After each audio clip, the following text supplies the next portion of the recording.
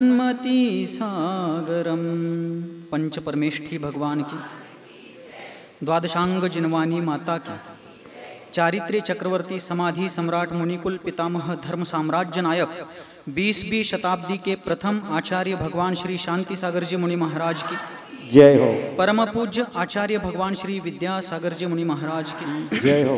दीक्षा गुरु शांत मूर्ति वात्सल्य रत्नाकर गुरुवर आचार्य भगवान श्री सन्मति सागर जी मुनि महाराज की जय हो। पूज्य आचार्य श्री वर्धमान सागर जी मुनि महाराज की जय हो। पूज्य मुनि श्री विशाल सागर जी धवल सागर जी मुनि महाराज की जय हो। पूज्य निर्यापक श्रमण मुनिवर श्री धर्म सागर जी मुनि महाराज की जय हो। अहिंसा परमो धर्म परम पूज्य 108 निर्यापक श्रमण विद्यासागर जी मुनि महाराज की जय। समस्त मुनि संघ की जय हो।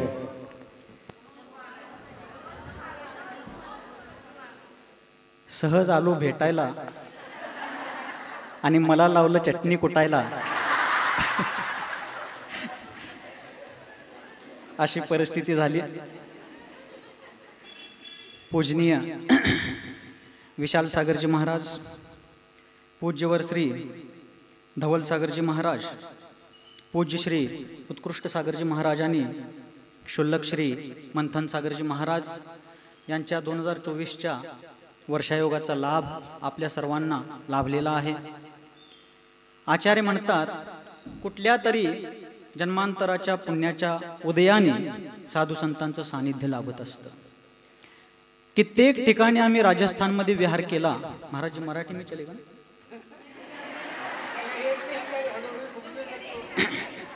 हिंदी चालेल काय? मला हिंदी येते का बघतो की।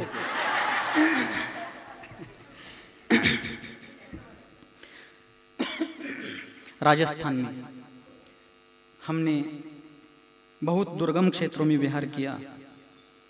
छोटी छोटी समाज थी, 2-2, 5-5 घर थे, लेकिन लोग तरसते थे। महाराज हमारे यहाँ चातुर्मास नहीं होता, कम से कम 2 दिन तो जाते जाते 2 शब्द तो हमें बता के जाओ। इस प्रकार वहाँ के लोग तरसते थे। अपना यह सांगली, कोल्हापुर और कर्नाटक का बेलगांव जिला, ये 3-4 जिले ऐसे हैं जहाँ सदैव बादल बारिश करे या ना करे, साधु संतों की वाणी की बारिश होती रहती है, क्योंकि यह पुण्य भूमि है। आचार्य शांति सागर जी जैसे महान महामहिम आचार्यों के द्वारा तपस्या की गई और उस तपस्या से पुनीत हो चुकी है ऐसी यह भूमि। हम सभी लोग बहुत भाग्यवान हैं। त्यातल्या त्यात सांगली का आम्ही तिकडं शिरगुप्पीकडं तीन विहार करत होतो त्यावेळेला तिकडं लग्नाला आलेल्या मुली म्हणायच्या, काय खायला प्यायला नसावं पण सांगलीचा नवरा असावा। एवढी आपल्या सांगलीची ख्याति। तो इस प्रकार जन्म जन्मांतर के पुण्योदय से साधु संतों का सानिध्य मिलता है। असल में वर्तमान पंचम काल में साक्षात अरहंत भगवान की यहाँ पर सन्निधि और दर्शन, उनका उपदेश बहुत दुर्लभतम है। लेकिन उन्हीं की जिन मुद्रा को धारण करने वाले निर्ग्रंथ दिगंबर तपस्वियों का दर्शन होना, उनका उपदेश सुनने को मिलना, उनको आहार दान करना, उनकी वैयावृत्ति करना और हर प्रकार से उनकी रत्नत्रय की आराधना निर्विघ्न रूप से चलती रहे, इसमें अपनी शक्ति के अनुसार सहयोग देना, यह एक प्रकार से संसार से तिरने की नौका है, ऐसा आचार्यों का उपदेश है। और आप सभी का पुण्योदय है। 2024 में आप सभी लोगों को वर्तमान इस चातुर्मास में 4-4 साधकों का सानिध्य मिल रहा है। उनके ज्ञान का लाभ भी आप लोग अच्छी तरह से लेंगे, यह विश्वास है। क्योंकि आपकी ज्ञान पिपासा कितनी है, 15 दिन पहले हमने आपकी ज्ञान पिपासा को देखा है। इस साल आप लोगों को अच्छी तरह से ज्ञान का लाभ होगा। आप लोग अच्छी तरीके से उस ज्ञान गंगा में अवगाहित होकर के अपने भव संतप्त आत्मा को शांत करने का प्रयास करेंगे। क्योंकि आचार्यों ने कहा कि चतुर्गति परिभ्रमण करते समय इस जीव को आत्म उद्धार का मार्ग मात्र नहीं मिला, बाकी इस संसार की सारी चीजें अनंतों बार प्राप्त हो चुकी है और खो चुकी है, लेकिन एकमेव जिनेंद्र देव प्रतिपादित मोक्ष मार्ग का लाभ हमको आपको आज तक नहीं हो पाया था। इसलिए हम आज यहाँ बैठे हुए हैं, नहीं तो हम भी सिद्धों के श्रेणी में आज के पहले, इससे पहले कब के पहुँच चुके होते। साधु संतों का सानिध्य मिलना बहुत दुर्लभ चीज है। मूक माटी महाकाव्य में महाकवि आचार्य देव ने कहा, संत समागम की यही तो सार्थकता है। कळा लागले ना? नाहीतर मी उगाच सांगत जाणार। मूक माटी महाकाव्य में महाकवि कहते हैं, संत समागम की यही तो सार्थकता है की संसार का अंत दिखने लगता है. साधू संतांची सानिध्य आणि त्यांची सन्निधी मिळाल्याचा फायदा काय? महाराज पोराचं लग्न होईना हो, काय जुळणी लागते का बघा की. दुकान चांगलं चाललं ना हो, काय मंत्र देताय? पोराचं लग्न झालंय पण काय त्याला मुलं बाळच होणार आहेत, काय मंत्र देताय? अशा समस्या घेऊन इस प्रकार की लौकिक समस्याओं को लेकर, प्रापंचिक समस्याओं को लेकर के गुरुजनों के चरणों में कभी नहीं आना. अलौकिक समस्या जो अनादिकाल से लगी हुई है, उस समस्या के समाधान में ही हम सभी को प्रयास करना है. तो आचार्य महाराज ने वहां पर कहा कि संत समागम की सार्थकता किसमें है? साधु संतों के सानिध्य में हम लोग आ गए, लेकिन उसकी सार्थकता किसमें है? महाराजों का चातुर्मास हो रहा है, मंच पर हमें बैठने के लिए मिल गया, वहां पर बड़े बड़े प्रतिनिधियों से, जनप्रतिनिधियों से, समाज प्रतिनिधियों के हाथों से हमारा सम्मान हो गया, कुछ स्मृति चिन्ह हमें भेंट में मिल गया, हमारा फोटो सेशन हो गया. इसमें समागम की सार्थकता है? किसमें है? तो महाकवि कहते हैं संत समागम की यही तो सार्थकता है कि संसार का अंत दिखने लगता है. संसार किसे कहते? महाराज जी टाइम और एक 5-7 मिनट चलेगा ना. संसार का अंत दिखने लगता है. संसार कहते किसे? चारों गतियों में जन्म मरण के दुख का अनुभव करते हुए परिभ्रमण करने को ही संसार कहा जाता है. ऐसा यह जो अनादिकालीन संसार चक्र चल रहा है, उस संसार का अंत दिखने में ही साधु समागम में आने की सच्ची सार्थकता है. इनके चरणों में आने पर हमें एहसास होना चाहिए, विश्वास मिलना चाहिए, अंतरंग से एक अटूट अनुभूति उत्पन्न होनी चाहिए कि अब हमें ऐसी शरण मिली है, वीतराग देव सिद्धांत शास्त्र और निर्ग्रंथ गुरुओं की शरण मिली है, जिस शरण में आकर के अब हमारा भी भव चक्र, संसार चक्र का समापन हो जाएगा. संत समागम की यही तो सार्थकता है कि संसार का अंत दिखने लगता है. समागम में आने वाला तुरंत साधु संयत बने या ना बने. आगे क्या कहते हैं? समागम में आने वाला, सानिध्यामध्ये येणारा लगेच दीक्षा घेईल, व्रत संयम धारण करेल याची काही गॅरंटी नाही. लगेच त्यानं ते धारण केलं पाहिजे असं काही नियम नाहीये. अशी काही भवितव्यता प्रत्येक जीवाची असेलच असा काही विधिलेख नाहीये. परंतु आचार्य महाराज म्हणतात समागम में आने वाला तुरंत साधु संयत बने ना बने, संतोषी अवश्य बनता है. इनके चरणों में, निर्ग्रंथ दिगंबर साधुओं के चरणों में आकर के जिन्होंने अपने जीवन में उत्तम शौच धर्म को धारण करने का अभ्यास प्रारंभ किया है, उसकी साधना जो यथाशक्ति कर रहे हैं, उनकी सन्निधि में आने से, सन्निधि में आने वाला साधु संयत बनेगा नहीं बनेगा, तत्काल बनेगा या कालांतर में बनेगा, लेकिन तत्काल में वो संतोषी अवश्य बनेगा. तुम्ही संतोषी झालाय का? अजून काय रखरख आहे? जीवन आनंदमय झालं पाहिजे, जीवन शांतिमय झालं पाहिजे. कारण हे जीवन अत्यंत दुर्लभ जीवन आहे. मानवीय जीवन अत्यंत दुर्लभतेने प्राप्त झालेलं आहे. एका 12 अणुप्रेक्षेमध्ये एका ठिकाणी म्हटलेलं आहे, दुर्लभ नरतनु असे तयाहुनी अतिदुर्लभ जिन धर्म, मिळता तुझसी कानच यतसी दहन कराया कर्म.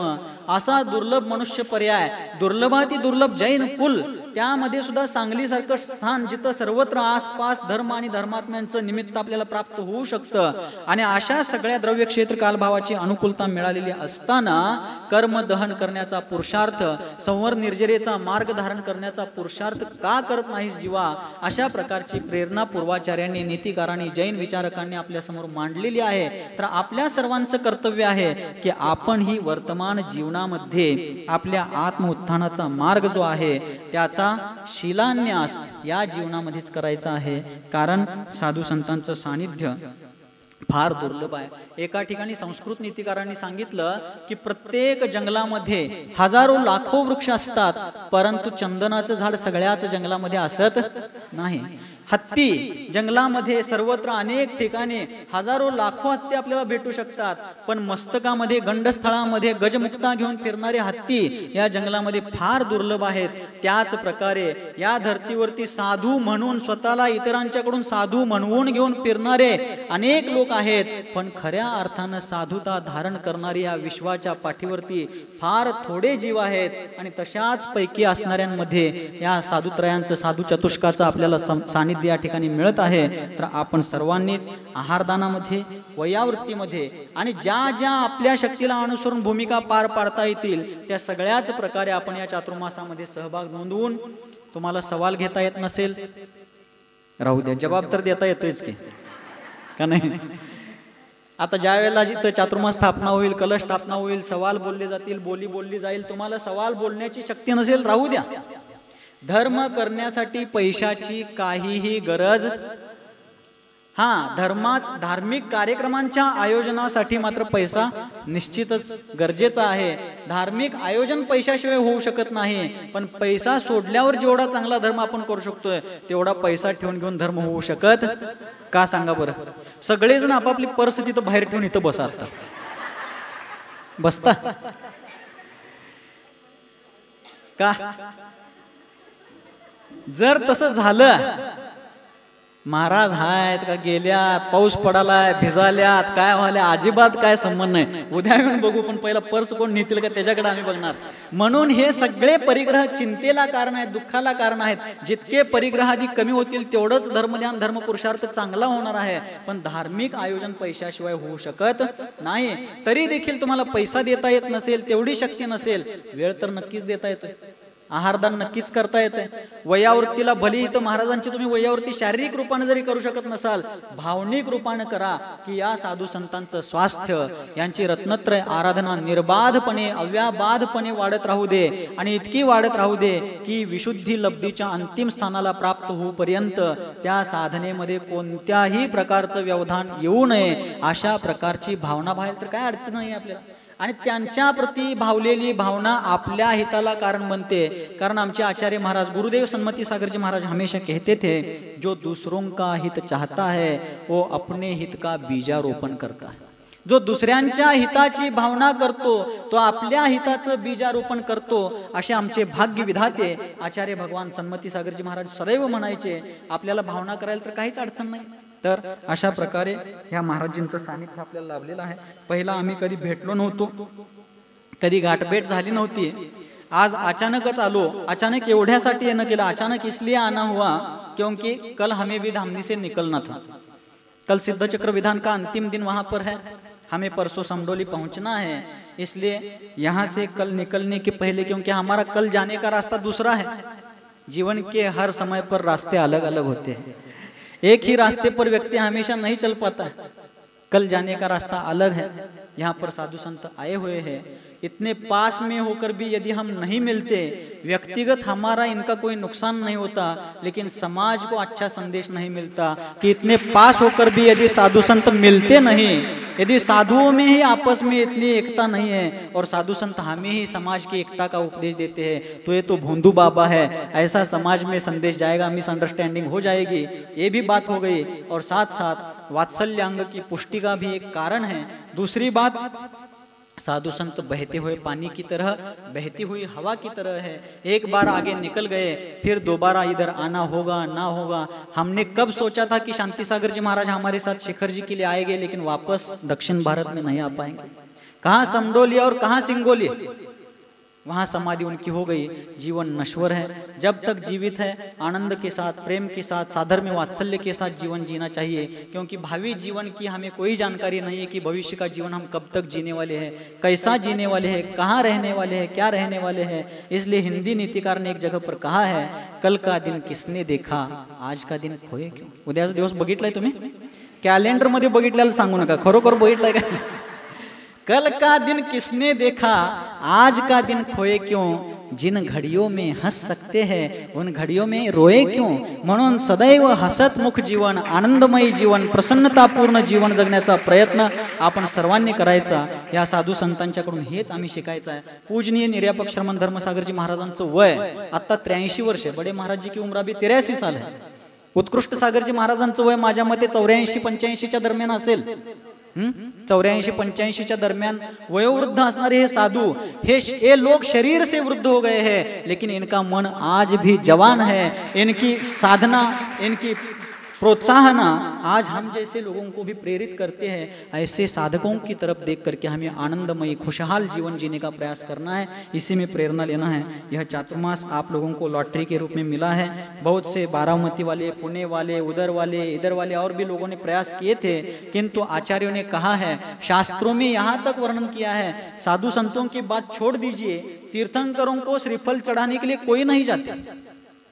जब साक्षात तीर्थंकर भगवान होते हैं मध्य लोक में, उनको श्रीफल चढ़ाने के लिए कोई नहीं जाते, महाराज नेमिनाथ नगर को आओ, दत्त नगर को आओ, धामनी को आओ, इधर आओ उधर आओ, कहीं के लोग उनको श्रीफल चढ़ाने के लिए नहीं जाते हैं। फिर भी तीर्थंकर अपना विहार कर देते हैं, तो किधर करते हैं? जहां कहीं उनको कमीशन मिलने वाला है उधर। कहां? जिस दिशा में पुण्यात्मा जीव वास करते हैं उसी तरफ तीर्थंकर भगवान विहार करते हैं। तो आपके पुण्य ने साधु संतों को यहाँ खींच लाया, तो उसमें कौन सी बड़ी बात है।